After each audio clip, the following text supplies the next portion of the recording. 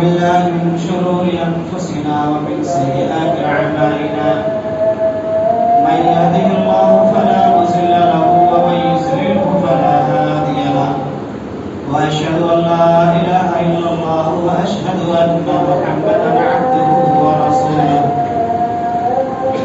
يا أيها الذين آمنوا اتقوا الله حق تقاته ولا تموتن إلا وأنتم مسلمون يا أيها الناس اتقوا ربكم الذي خلقكم من نفس واحدة وخلق منها زوجها وبث منهما رجالا كثيرا ونساء واتقوا الله الذي تساءلون به والأرحام إن الله كان عليكم رقيبا يا أيها الذين آمنوا اتقوا الله وقولوا قولا سديدا يصلح لكم أعمالكم ويغفر لكم ذنوبكم ومن يطع الله ورسوله فقد فاز فوزا عظيما أما بعد فإن خير الحديث كتاب الله وخير الهدي هدي محمد صلى الله عليه وسلم وشر الأمور محدثاتها وكل محدثة بدعة وكل بدعة ضلالة وكل ضلالة في النار أعوذ بالله من الشيطان الرجيم بسم الله الرحمن الرحيم ويل لكل همزة لمزة الذي جمع ماله وعدده يحسب أن ماله أخلده كلا لينبذن في الحطمة وما أدراك ما الحطمة نار الله الموقدة التي تطلع على الأفئدة إنها عليهم مؤصدة في عمد ممددة رب اشرح لي صدري ويسر لي أمري واحلل عقدة من لساني يفقهوا قولي رب زدني علما. تمام قسم کی تعریف حمد و ثنا اللہ رب العالمین کی لائق و سزاوار ہے. درود و سلام نازل ہو اللہ رب العالمین کے بھیجے گئے تمام نبیوں اور تمام رسولوں پر، بالخصوص ہمارے اور آپ کے آخری نبی جناب محمد رسول اللہ صلی اللہ علیہ وسلم پر، ان کے آل و اصحاب اور ان کے متبعین پر. معزز سامعین، خطبہ مسنونہ کے بعد آپ کے سامنے 30ویں پارے سے سورہ ہمزہ پڑھی گئی ہے. اسی سورت سے متعلق آپ کے سامنے چند باتیں رکھنی ہے.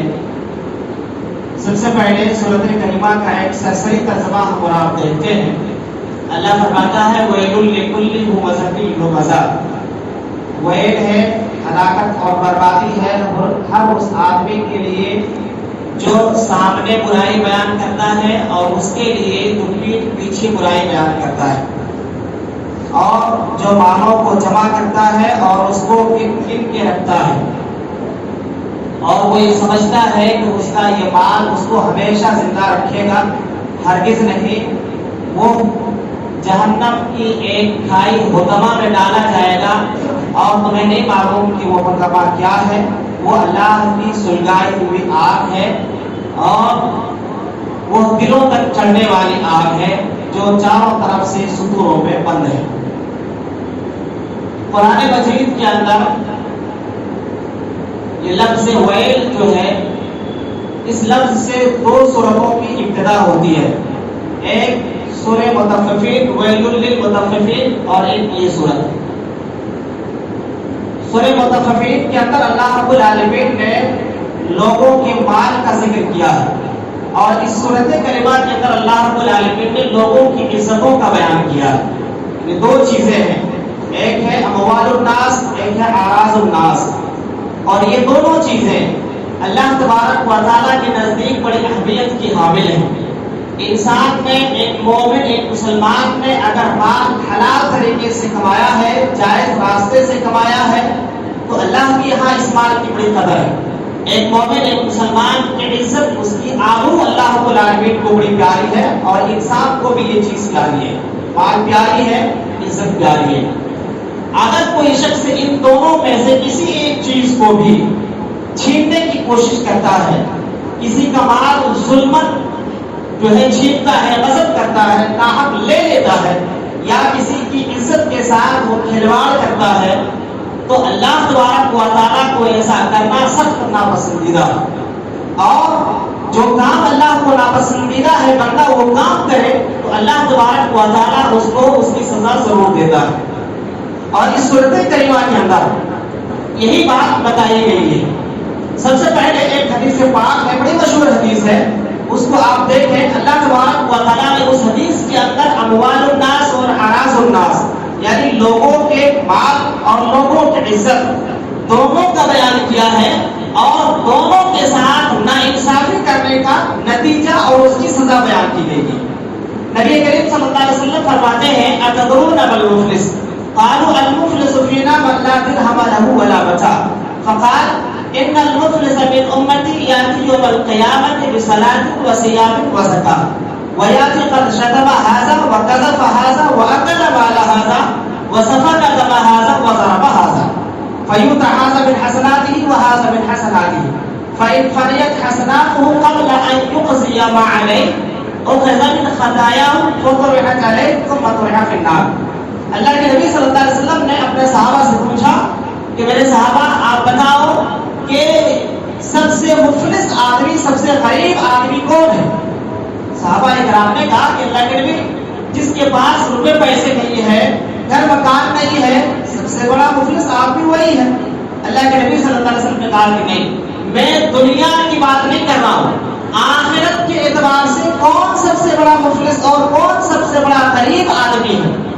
اللہ کے نبی صلی اللہ علیہ وسلم نے کہا کہ میری امت کا سب سے مفلس، سب سے غریب آدمی وہ ہے جو قیامت کے دن اس حال میں آئے گا کہ اس کے پاس نماز ہوگی، اس کے پاس روزہ ہوگا، اس کے پاس زکات ہوگی، لیکن کسی کو اس نے گالی دی ہوگی، کسی کے اوپر جھوٹا الزام لگایا ہوگا، کسی کا مال ناحق کھایا ہوگا، کسی کو مارا ہوگا، تو اللہ تبارک و تعالیٰ مظلوم کی نیکی، مظلوم کی برائیاں ظالم کو دے دے گا، اور اس طریقے سے اس کا ٹھکانہ جہنم ہوگا۔ اس حدیث سے پاک کے اندر غور کریں گے تو دو باتیں پتہ چلے گی کہ اللہ تبارک و تعالیٰ کے یہاں ایک ایسا شخص جس نے کسی کی، ایک مومن، ایک مسلمان کی عزت کے ساتھ کھلواڑ کیا ہے، اس کا ٹھکانہ جہنم ہے۔ جس نے ایک مومن، ایک مسلمان کے مال کو ناحق طرح سے کھایا ہے، اس کا بھی ٹھکانہ جہنم ہے۔ اب یہ جو سورۃ کریمہ پڑھی گئی ہے، اللہ تبارک و تعالیٰ نے جو فرمایا ویل لکل ہمزۃ لمزہ، ویل ہے، ہلاکت ہے، بربادی ہے ہر اس آدمی کے لیے جو منہ در منہ برائی بیان کرے، لوگوں کے سامنے برائی بیان کرے۔ چار آدمی موجود ہیں اور چار آدمی کے بیچ میں اس کی عزت کو اچھالتا ہے، اس کی عزت کے ساتھ کھلواڑ کرتا ہے، تم ایسا، تیرا خاندان ایسا، تیری ماں ایسی، تیرا باپ ایسا، اس طریقے سے اس کی عزت کو اچھالتا ہے۔ اور یہ عزت کا اچھالنا، کسی کی عزت کے ساتھ کھلواڑ کرنا، یہ اللہ تبارک و تعالیٰ کے نزدیک سخت گناہ ہے، اتنا بڑا گناہ ہے۔ صحیح مسلم کی حدیث ہے، اللہ کے نبی صلی اللہ علیہ وسلم نے فرمایا یہ اکبر ربا ہے، سود سے بھی بڑا گناہ ہے۔ آپ صلی اللہ علیہ وسلم فرماتے ہیں اِنَّا مِنْ أَكْبَرِ رِبَا الِاسْتِطَالَةِ فِي عِرْضِ الْمُسْلِمِ بِغَيْرِ حَقٍّ، سب سے بڑا سود یہ ہے کہ کوئی آدمی کسی مسلمان کی ناحق اس کی عزت کے ساتھ کھلواڑ کرے اور اس کی عزت کا مذاق اڑائے۔ سب سے بڑا سود، یعنی جس طریقے سے سود کھانا اسلام میں حرام ہے، اسی طریقے سے کسی کی عزت کے ساتھ، کسی مسلمان کی عزت کے ساتھ کھلواڑ کرنا، اس کی عزت کا تماشا کرنا، یہ اللہ تبارک و تعالیٰ کے یہاں ویسے ہی گناہ ہے، ویسے ہی حرام ہے جیسے سود حرام ہے، جیسے سود کھانا گناہ ہے۔ یہ پہلی بات اللہ رب العالمین نے فرمائی۔ دوسری بات پھر اللہ فرماتا ہے جو پیچھے برائی بیان کرتا ہے اس کے لیے بھی ہلاکت ہے، اس کے لیے بھی بربادی ہے۔ اس کے بعد اللہ تبارک و تعالیٰ نے تیسری صفت بیان فرمائی، الذی جمع مالا وعددہ، جو مال کو جمع کرتا ہے اور اس کو بار بار گنتا ہے، مال کو جمع کرتا ہے۔ یہاں پر جو لفظ اللہ ایک ایک لفظ آپ غور کریں گے اللہ تبارک و تعالیٰ نے ایک ایک لفظ کے اندر بہت معنی اور بہت وسیع چیزیں بیان فرمائی ہیں. الذی جمع، وہ مال کو جمع کرتا ہے، مال کی حرص خود کے اندر ہے، حلال سے آئے حرام سے آئے کوئی مطلب نہیں ہے، اس کے پاس مال جمع ہونا چاہیے. اور پھر مال جمع کرنے کے بعد اللہ فرماتا ہے مالن، وہ مختصر مال جمع کرتا ہے، بہت زیادہ مال نہیں. انسان دنیا کا امیر سے امیر ترین آدمی بن جائے، دنیا میں آج سب سے امیر ترین آدمی ایلن مسک جس کو کہا جاتا دنیا کا سب سے بڑی دولت والا شخص، سب سے امیر آدمی، اتنا بھی دولت اس کے پاس ہو، لیکن اللہ فرماتا ہے میرے جو خزانے دنیا میں ہیں، سونا ہے، چاندی ہے، ہیرے ہیں، جواہرات ہیں، موتیاں ہیں، نہ جانے کتنے قسم کی نعمتیں ہیں، کتنے قسم کی دولتیں ہیں، ان تمام دولتوں کے سامنے تمہاری دولت ایک مٹھی بھر دولت ہے، مختصر سی دولت ہے. اور اس مختصر سی دولت کے اوپر اللہ فرماتا ہے اس کو بار بار وہ گنتا ہے. یعنی مال کی حرص ہے، ساتھ ہی ساتھ اس مال سے اس کی لمبی لمبی آرزویں وابستہ ہیں. مال ہمارے پاس آ گیا، ایک مکان بنا لیں گے، ایک بچے کو آسٹریلیا بھیج دیا ہے، دوسرے بچے کو امریکہ بھیجنا ہے، ایک دوسرے بچے کو جو ہے UK بھیجنا ہے، ایک تیسرا مکان بنانا ہے، ایک دکان ہے، دوسری دکان بنانی ہے. یہ لمبی لمبی آرزویں اس کے اندر ہے. اللہ فرماتا ہے مال کو حلال حرام جیسے بھی آئے وہ جمع کرتا ہے، اور جمع کرنے کے بعد اس کے پاس تھوڑا سا مال جمع ہوتا ہے اللہ کے خزانوں کے مقابلے میں، اور اس تھوڑے سے مال سے اس نے لا امتحانی، لا ختم ہونے والا ایک اس کے پاس آرزویں ہیں، ایسا کرنا ہے، یہ کرنا ہے، وہ کرنا ہے، یہ ساری چیزیں اس کو کرنی ہے. اس کے بعد اللہ تبارک و تعالیٰ بیان فرماتا ہے یہ مال یحسب ان مالہ اخلدہ، وہ شخص سمجھتا ہے کہ یہ مال اس کو زندگی دے گا. یعنی مال جمع کر لیا ہے، اب وہ سمجھتا ہے کہ اس مال کی وجہ سے ہم بہت دیر تک زندہ رہیں گے، ہماری زندگی بڑھ جائے گی، ہماری لمبی عمر ہو جائے گی، اور یہ مال ہم کو زندہ رکھ لے گا. اللہ فرماتا ہے یہ جو اس نے سوچا ہے اس کی سوچ ہے، یہ حقیقت نہیں ہے. انسان کتنا بھی مالدار ہو جائے، کسی بھی شخص کی امیری اس کی زندگی کو نہیں بڑھاتی، اور کسی بھی شخص کی غریبی اس کی عمر کو نہیں گھٹاتی. اللہ نے جو وقت متعین کیا ہے، جب اس کو ختم ہونا ہے اس کی موت آنی ہے. تو انسان اس کے بعد اللہ رب العالمین فرما رہا ہے یہ مال اس کی زندگی کو نہیں بڑھائے گا، بلکہ کیا کرے گا، اس کا جواب اللہ رب العالمین دے رہا ہے. یہ تین صفتیں ہو گئی. پہلی صفت کسی کی عزت کے ساتھ کھلواڑ کرنا، دوسری صفت غیبت کرنا، تیسری صفت مال کی حرص، مال کی لالچ. یہ تین چیزیں کسی بندے کے اندر آ گئی، یہ تین گناہ کسی بندے میں جمع ہو گئے، یہ تین صفتیں کسی کے اندر آ گئی، اب اللہ فرماتا ہے اس کے لیے جہنم پکی ہو گئی. اللہ رب العالمین فرماتا ہے یہ بات تم کو ہمیشہ کی زندگی تو نہیں دے گا، البتہ کیا ہوگا، کلا لینبذن فی الحطمہ. اللہ فرماتا ہے البتہ ہرگز نہیں، البتہ ضرور ضرور تم کو جہنم میں پھینک دیا جائے گا، حطمہ میں پھینک دیا جائے گا. اللہ تبارک و تعالیٰ نے یہاں پر جو لفظ استعمال فرمایا ہے لینبذن، اس کا مطلب ہوتا ہے کسی چیز کو بیکار سمجھ کر کے پھینک دینا، ویلو لیس اور یوز لیس سامان سمجھ کر کے، جیسے انسان ڈسٹ بن میں ڈال دیتا. اللہ فرماتا ہے تیرے پاس لاکھوں کی دولت ہوگی، تیرے پاس کروڑوں کی جائیداد ہوگی، اربوں کی جائیداد ہوگی، لیکن اللہ تبارک و تعالیٰ کے یہاں اللہ فرماتا ہے تیری ویلو ہی نہیں ہے، تیری کوئی حیثیت نہیں، تیری کوئی اوقات نہیں ہے. ہم تم کو ایک بیکار چیز کی طرح، ویلو لیس یوز لیس سامان کی طرح ہم تم کو، جیسے انسان ڈسٹ بن میں ڈالتا ہم تم کو جہنم میں ڈال دیں گے.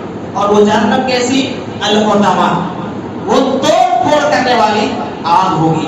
انسان وہاں پر جائے گا، جاتے ہی اس کی ہڈی پسلی ساری کی ساری برابر ہو جائے گی. اللہ پھر آگے فرماتا ہے وما ادراک ما الحطمہ، کہتے ہیں یہ دوبارہ لایا انسان کو ڈرانے کے لیے. اللہ یہ ڈرا رہا ہے کہ تمہیں نہیں معلوم کہ وہ حطمہ کیا ہے، وہ جہنم کیا ہے۔ ایک انسان عام حالات میں جب کسی سے غصہ ہوتا ہے تو اس کو ڈراتا ہے، تم مجھے نہیں جانتے ہو، میرے گاؤں آؤ میں تم کو بتاؤں گا۔ تو اللہ رب العالمین وہی بات یہاں پر بتا رہا ہے، وہی دھمکی دے رہا ہے کہ تم کو جہنم کے بارے میں نہیں معلوم، آؤ مر کے میرے پاس، اس جہنم میں ہم تم کو بتائیں گے کہ وہ حطمہ کیا ہے۔ اس حطمہ کے اندر جب تم ڈالے جاؤ گے تو تمہاری کیا درگت بنے گی، وہ جب تم یہاں آؤ گے جب تم کو معلوم ہوگا۔ آؤ تم پہلے، پھر تم کو اس کی خبر لگے گی۔ اللہ تبارک و تعالی جہنمیوں کے جسموں کو بڑھا دے گا۔ ایک چیز یہاں پر ہمیں اور آپ کو یاد رکھنے کی چیز ہے کہ ہماری یہ ہائٹ، کسی کی ہائٹ 5 فٹ کی ہے، کسی کی 6 فٹ کی ہے، بہت زیادہ لمبا آدمی 7 فٹ کی ہے، اور کوئی 60 کلو کا ہے، کوئی 100 کلو کا ہے، کوئی 150 کلو کا ہے، کوئی زیادہ سے زیادہ 200 کلو کا ہے۔ یہ اتنی چھوٹی سی ہائٹ کا انسان اس جہنم میں جاتے ہی فوراً ایک لمحے میں جل کے خاک ہو جائے گا، تو پھر اس حطمہ کا مزہ اسے کیسے چکھایا جائے گا؟ اللہ کے نبی صلی اللہ علیہ وسلم صحیح مسلم کے اندر فرماتے ہیں، جنس الکافر وناب الکافر مثل احد وغلظہ جلدہ مسیرۃ ثلاث، کہ جہنم کے اندر جہنمی کے جسموں کو اتنا بڑا کر دیا جائے گا کہ اس کی ایک داڑھ، خالی ایک داڑھ یا اس کا ایک دانت احد پہاڑ کے برابر ہوگا، اور اس کی جو یہ چمڑی ہوگی، یہ چمڑی اتنی موٹی ہوگی کہ ایک آدمی 3 دن تک سفر کرتا رہے، جہاں تک وہ پہنچے گا اس جہنمی کی چمڑی اتنی موٹی ہوگی۔ آپ اور ہم اندازہ لگائیں کہ اس جہنم کے اندر انسان تک جائے گا جہاں پر اس کی ہائٹ بڑھا دی گئی ہے، اس کی ضخامت بڑھا دی گئی ہے، اس کی چمڑی کی موٹی بڑھا دی گئی ہے، اور اس کے جسم کو بڑا کر دیا گیا ہے۔ اللہ تبارک و تعالیٰ فرماتا ہے کہ اس حطمہ میں جب جاؤ گے تو تم ایک لمحے میں تم چکنا چور ہو جاؤ گے، تم جل کے خاک ہو جاؤ گے۔ حطم کہتے ہیں سوکھی لکڑی کو توڑنا۔ سوکھی لکڑی کو آدمی کیسے توڑ دیتا ہے؟ لمحے میں وہ چورا چورا ہو جاتا، ریزہ ریزہ ہو جاتا۔ اللہ فرماتا ہے اس جہنم میں جب تم آؤ گے تو ویسے ہی تم ریزہ ریزہ ہو جاؤ گے، تم چورا چورا ہو جاؤ گے۔ اتنی بڑی انسان کی ہائٹ، اتنی بڑی جسامت ہونے کے باوجود انسان کا وہ حال ہوگا اس جہنم کے اندر۔ تو یہ غربت کب بنے گی انسان کی؟ وہ 3 چیزیں، 3 صفتیں انسان کے اندر جب آ جائیں گی تب۔ پھر آگے اللہ رب العالمین فرماتا ہے اس جہنم کے بارے میں، وہ جہنم کیسی ہے، اس جہنم کی آگ کیسی ہے۔ اللہ فرماتا ہے نار اللہ الموقدہ، وہ آگ ایسی ہے کہ اس آگ کو اللہ نے اپنے ہاتھوں سے جلایا ہوا ہے، اللہ نے اپنے ہاتھوں سے اس آگ کو سلگایا ہے۔ ایک مفسر امام رازی لکھتے ہیں اپنے تفسیر کے اندر کہ جس آگ کو اللہ جلا دے، دنیا کی کوئی طاقت اس آگ کو بجھا نہیں سکتی ہے، وہ آگ ہے۔ ہم اور آپ اندازہ لگائیں کہ یہ سورج کروڑوں سال پہلے اللہ رب العالمین نے جلایا ہوا ہے، کروڑوں سال گزر گئے، آج تک اس سورج کی دھوپ، اس کی گرمی، اس کی تپش، اس کی حرارت میں ذرہ برابر کمی نہیں آئی، اور نہ کوئی انسان اس کی تپش کو کم کر سکا ہے۔ تو اس جہنم کا عالم کیا ہوگا جس جہنم کی آگ کو اللہ رب العالمین کہتا ہے میں نے اپنے ہاتھوں سے جلایا ہوا ہے، اپنے ہاتھوں سے اس کو میں نے سلگایا ہے۔ اور کہتے ہیں کہ یہ بھی ایک عجیب بات ہے کہ اللہ تبارک و تعالیٰ نے پورے قرآن کے صرف یہی پر یہ بات کہی ہے کہ میں نے جہنم کو اپنے ہاتھوں سے جلایا ہوا ہے۔ قرآن میں کہیں یہ بات اللہ رب العالمین نے نہیں کی، صرف یہی ایک جگہ ہے۔ اس سے بھی اندازہ ہوتا ہے کہ وہ جہنم بہت خطرناک چیز ہے۔ آگے اللہ فرماتا ہے وہ آگ التی تطلع علی الافئدہ، وہ آگ تمہارے دلوں تک چڑھ جائے گی۔ انسان دنیا کی آگ میں جلتا ہے تو اس کی چمڑی کا مشکل جلتی ہے، انسان مر جاتا ہے، لیکن قیامت کے دن انسان کی چمڑی جلے گی، اس کا گوشت جلے گا، اس کی ہڈیاں جلے گی، وہ آگ اس کے دل تک پہنچے گی اور دل کے اس حصے تک پہنچے گی جس حصے میں انسان کے دل میں خواہشات، آرزویں، تمنائیں جنم لیتی ہیں۔ اللہ رب العالمین فرماتا ہے وہ آگ دلوں تک چڑھ جائے گی، کیونکہ اسی دل کو سکون پہنچانے کے لیے تم نے کسی کی عزت کا مذاق اڑایا تھا، اسی دل کو سکون پہنچانے کے لیے کسی عزت کے ساتھ کھلواڑ کیا تھا، اسی دل کو سکون پہنچانے کے لیے تم نے حلال حرام ہر طریقے سے مال کو جمع کیا تھا، اسی دل کو اطمینان پہنچانے کے لیے تم نے کسی کی غیبت کی تھی، کسی کی برائی بیان کی تھی۔ لہذا مزہ جب آئے گا جب اس دل تک وہ آگ پہنچے جس دل کو سکون پہنچانے کے لیے تم نے یہ سارا کچھ کیا تھا، لہذا وہ آگ انسان کے دلوں تک پہنچے گی۔ اس کے بعد اللہ تبارک و تعالیٰ فرماتا ہے وہ آگ دلوں تک پہنچے گی۔ آخر کی آیتوں میں اللہ رب العالمین نے بیان فرمایا انتہا علیہم موسیٰ فی عمد ممددہ، وہ آج انسان کو چاروں طرف سے گھیرے ہوئے ہوگی، یعنی انسان کو جب اس جہنم میں ایک جہنمی کو ڈال دیا جائے گا تو باہر سے دروازے بند کر دیے جائیں گے، اور دروازے بند کرنے کے ساتھ ساتھ اللہ نے فرمایا کہ اس آگ کے اندر بڑے بڑے ستون ہیں، بڑے بڑے کھمبے ہیں، یعنی اس کے کئی سارے مطلب ہیں۔ ایک یہ کہ وہ جو جہنم کی چہار دیواری ہے اس کو مضبوطی دینے کے لیے کالم کے ذریعے بیچ بیچ میں ستون اور پلر کے ذریعے اس کی دیوار اونچی کی گئی ہے، اس سے دیوار مضبوط ہوتی ہے، انسان اس دیوار کو توڑ نہیں سکتا۔ اور اس میں ڈالنے کے بعد اللہ فرماتا ہے اس جہنم کو باہر سے بند کر دیا جائے گا، اور بند کرنے کے بعد اس میں دوسرا مطلب اس کا ایک بیان کیا گیا ہے کہ جو ستون ہوں گے جہنم میں، آگ کے جو پلر ہوں گے، جو کھمبے ہوں گے، جہنمی کو ان کھمبوں میں باندھ دیا جائے گا۔ آپ تصور کریں ایک انسان گھر میں بند ہے، باہر سے اس کا دروازہ بند ہے، آگ لگ گئی ہے، انسان اپنے آپ کو بچانے کے لیے رشوت خود تو ضرور کرے گا، لیکن چونکہ دروازہ باہر سے بند ہے وہ کھول نہیں سکتا، لیکن ایک انسان کو گھر کے اندر باندھ دیا گیا ہے پلر میں، ایک ستون میں، اور باہر سے دروازہ بھی بند کر دیا گیا ہے، اور اوپر سے آگ لگا دی گئی ہے۔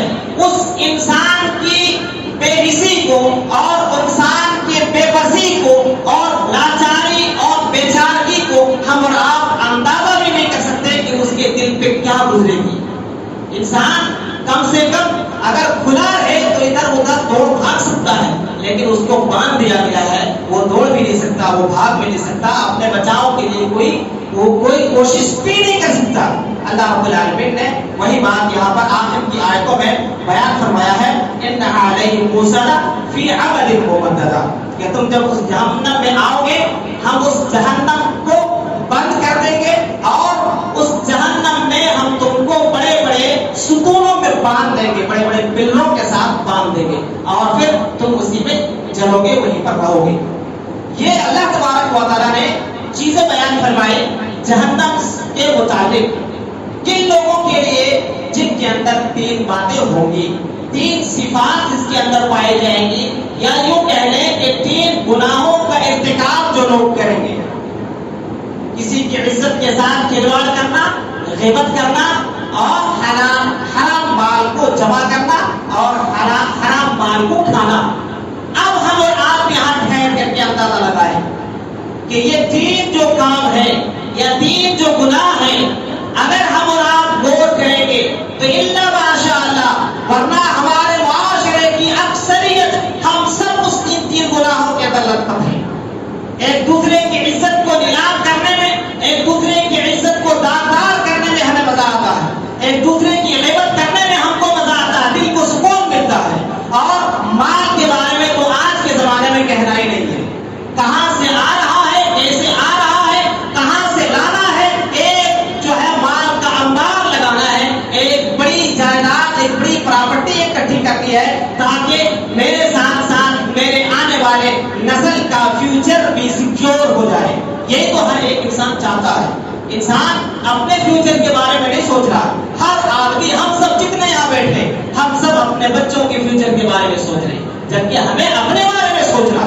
بچوں کے بارے میں اللہ جانتا ہے، اللہ نے اس کو پیدا کیا ہے، اللہ اس کو کہاں سے کھلائے گا، اللہ اس کو کہاں سے پلائے گا، اللہ اس کو کہاں سے روزی دے گا، اللہ کو معلوم ہے۔ تو بہرحال میرے بھائیوں، بتانے کا مقصد یہ ہے کہ یہ 3 چیزیں اتنے خطرناک ہیں کہ اس کے اندر اگر ہم مبتلا ہوئے تو ہم اور آپ اس جہنم سے نہیں بچ سکتے. لہذا ضرورت اس بات کی ہے کہ ہم ان 3 صفات سے اپنے آپ کو دور رکھیں, ان گناہوں سے اپنے آپ کو بچائیں اور اس جہنم سے بچنے کی ہر جدل ہر ممکن کوشش کریں. نبی کریم صلی اللہ علیہ وسلم, آپ کے صحابہ اور آپ تابعین سارے کے سارے اس جہنم سے بچنے کی ہر ممکن کوشش کرتے تھے. نبی کریم صلی اللہ علیہ وسلم جبکہ معصوم تھے, اس کے باوجود عالم یہ تھا. حضرت انس رضی اللہ عنہ کہتے ہیں کہ نبی کریم صلی اللہ علیہ وسلم اکثر یہ دعا مانگا کرتے تھے, ربنا آتینا فی الدنیا حسنہ وفی الآخرۃ حسنہ وقنا عذاب النار.